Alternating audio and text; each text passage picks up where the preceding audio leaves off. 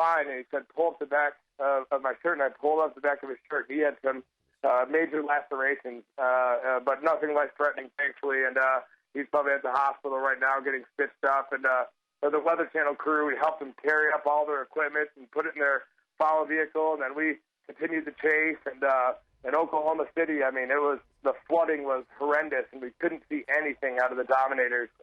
I've never seen such strong wind and rain. And right at that location, too, just north of the airport, where you said it was starting to tighten up, that was when we really got some intense wind speeds, and we saw some trees down and a couple power poles. So I think that was when that tornado that was headed through South Oklahoma City spun up. But thankfully, it wasn't nearly as strong as the one west of El Reno.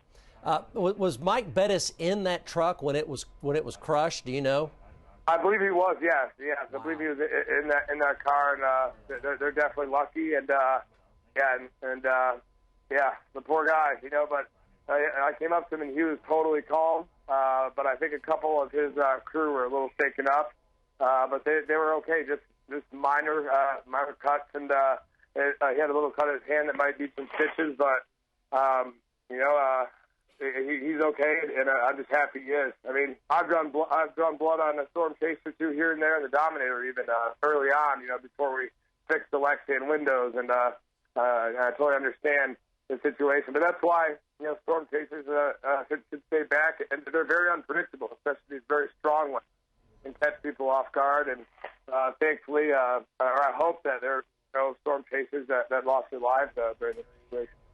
Okay. Reed Timmer, Dominator 4. Reed, we appreciate that. We appreciate your contribution today in the warning process. That is remarkable video. So the very latest, Meg and Kev, is that flash flooding is the most serious concern, and it isn't going away anytime soon. We're going to have some 8-9-inch rainfall totals down here. We've already had over a half a foot, 6 to 7 inch, and it is definitely kind of coming back up into north of I-40 now, some of this hail. Let's just look at some of the hail sizes here and see what we have for hail. We're just going to take a look at every one of these storms here real fast for hail. That's 1.5 inches out by Yukon, between Yukon and Mustang. And the one down by Moore doesn't appear to be very big right now. It shows about 1/2 inch. I would say probably it's a lot of nickels, maybe some quarters. And then the one down here by Twin Lakes has got quarters are a little bit bigger. And then the one down by Asher has 2.25 inch. Down by Asher and south of Maud, southern Pottawatomie County, 2.25 inch there. And then over here by Cromwell, showing 1 inch and some wind shear. So that likely has, I would think, at least golf balls or larger down by Cromwell, because it has a lot of wind shear with it, which is going to hold that hail up in the sky quite a bit longer. So a lot of these are going to be quarters. Some of them are still going to be some golf balls right here in the metro. And you can see here, watch the motion here. You'll tell that the rain and some hail is definitely trying to lift back to the north a little bit deeper into Oklahoma City. That's now in the Lightning Creek Basin, of course, down for South Oklahoma City, and it's already totally saturated. And you see that heavy rain coming right back in. So flash flooding will continue for many more hours to be a major concern. Thank you, Mike. And we're learning, speaking of that, that Broadway Place is a neighborhood right there by Lightning Creek. That's already flooding. We're going to have many more reports of that. Let's go to some video. This is at Bryant and Britton. not far from the station, actually. And that's the water. That's what we're dealing with. And as you know, here in Oklahoma, when this happens, it often means we have flooding, but also because of all the debris and the actual storm situation we had on top of it, you always worry about the debris blocking the drainage. And this is going to be a very big problem, which we are already seeing in these neighborhoods, such as near Southwest 44th, near Santa Fe, that Lightning Creek already over the banks. And as we continue to look at that, one of our very veteran assignment managers came in, who's from Oklahoma City, and said, just tell the folks that wherever it's flooded before, it's flooding now. And so those areas that that come out like Lightning Creek and other areas, they are very high right now. Probably an area like 50th and Broadway Extension, where they had so many problems in that under that underpass, maybe a place all through the village. We always have those problems there too. So you just need to avoid it, and you don't drive through it. If you're just now joining us, unfortunately, tragically, we have had 2 fatalities because of the tornadoes that went through out there in Canadian County, Interstate 40. It was a mother and her baby were hit while they were driving, and their car was white SUV, Pontiac SUV, we're told, and it just picked them up and rolled them, and unfortunately they are, deceased at this time. And the OHP continues to check the vehicles that are out there, because there are many that are damaged and are not moving anymore, and making sure nobody else is in there. We do know that they had to rescue 6 to 9 semi-truck drivers, because those got blown over as well on the highway. And real quickly, we know that Integris gave us some numbers as far as injuries and such. And I take a look at those. They're probably they've probably been updated. Probably may have been updated by now, but we'll take a look. But we know that we're looking at some critical injuries as well. In this amount, at least 4 critical, I think. 14 injured, 3 critical, 2 fatal, as we just told you. That's at Integris Canadian Valley. And then Integris Southwest. 6 trauma patients there. And then Integris Baptist got 1 pediatric child in critical condition there. And we'll continue to follow those for you as much as we can here tonight, as we continue to follow the rain that keeps falling, the hail that keeps falling, and the water that keeps building. It's such a problem out there right now. All the problems it is causing. Let's go to Courtney Francisco live on the phone for an update on what she's seeing out there. Courtney. Yes.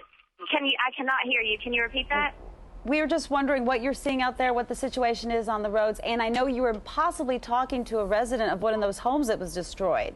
Yes, actually, that was actually a man who's driving home to home to check to see if everyone is okay, and he just asked me to roll down my window. He is literally raced home to home, and we are right there with him trying to figure out, is anyone okay over here at Southwest 15th and Highway 81? This is in Union City. I told you earlier it was El Reno, but I found out from residents this is considered Union City. We have destroyed homes, one after the other, at least 10 so far, and a destroyed farm, a couple who lost their entire farm in this tornado, and we just continue to try to get through the flooding. The hail, golf ball size hail is falling on us. Rain, heavy rain. Streets are flooded. Power poles are down, snapped like twigs all over the road. Power lines are down. We have to be careful with that. And there are no emergency management people out here right now. No crews, just us.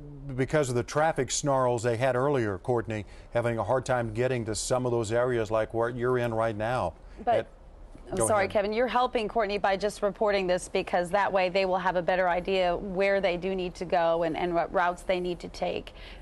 This was an area that we weren't aware of that type of damage till just recently, so we appreciate it very much. Talking about houses destroyed out there. That video, as you saw, as you may know by now, was Reed Timmers and Dominator 4 getting those multiple vortices there coming up from that video. We're going to continue to get more video in here from the scenes of the tornadoes and the flooding as well. As you've seen from some of our very graphic video, the water is really high, and people don't understand sometimes. I didn't until I covered flooding, how powerful flood water is. It can take you away in an instant. It's so dangerous. Even cars. Yes, you know. and you sometimes believe you can make it when as we know, we've reported so many times at Channel 4, you cannot make it through. We're having issues with that all over the area. Latasha Gibbons has been at Southwest 89th and Penn for a number of hours. And Latasha, that's a problem there. People can't get out because of flooding. And now we're learning that they've run out of gas there. We hope people don't run out of gas from just sitting there now.